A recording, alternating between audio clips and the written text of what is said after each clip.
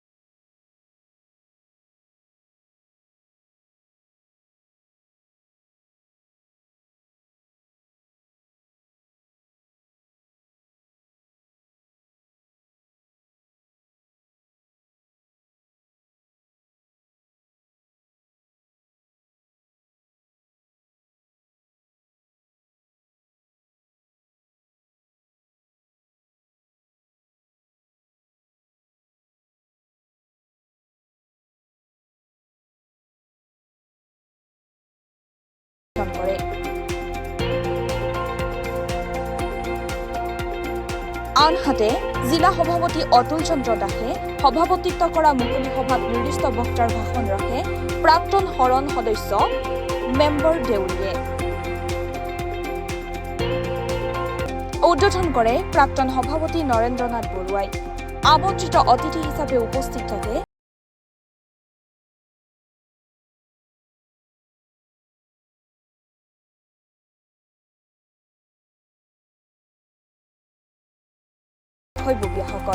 প্ৰতিটো অনুষ্ঠানত আঁত ধৰে মৰিগাঁও জিলা শাখাৰ সম্পাদক দিগন্ত মহন্তই।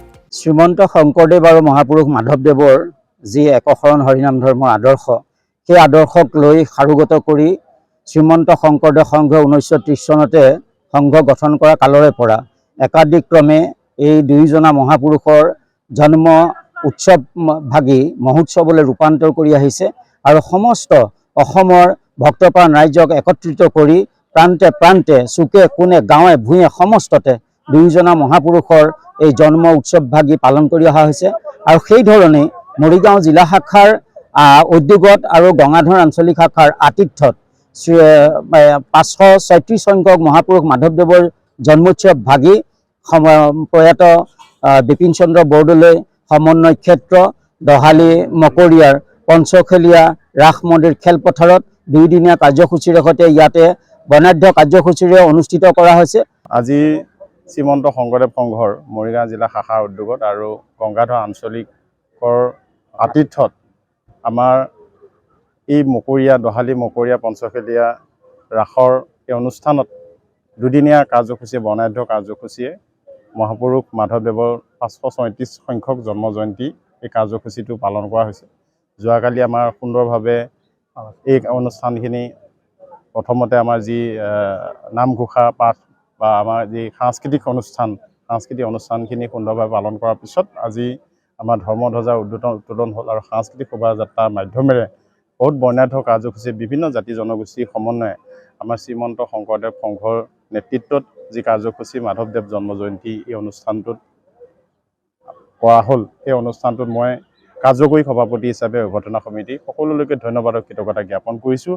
আৰু এনেকুৱা এটা ধৰ্মীয় অনুষ্ঠানত মই অভ্যৰ্থনা সমিতি বিশেষ এটা দায়িত্বত থকাৰ বাবে মই ধন্য মানিছোঁ আৰু ভগৱানৰ ওচৰত প্ৰাৰ্থনা কৰিছোঁ ভৱিষ্যতে যাতে এনেকুৱা এটা অনুষ্ঠানত এনেকুৱা ধৰণৰ ধৰ্মীয় অনুষ্ঠানত মই অংশগ্ৰহণ কৰাৰ সুযোগ পাওঁ তাৰ প্ৰতি লক্ষ্য ৰাখি শ্ৰীমন্ত শংকৰদেৱ সংঘ জিলা শাখা আৰু আঞ্চলিক গংগাধৰ আঞ্চলিকৰ সকলো ভক্তপ্ৰাণ ৰাইজলৈকে মই সেৱা ধৰিছোঁ। জাগিৰোডৰ পৰা হিমু বৰাৰ প্ৰতিবেদন দি নৰ্থ ইষ্ট।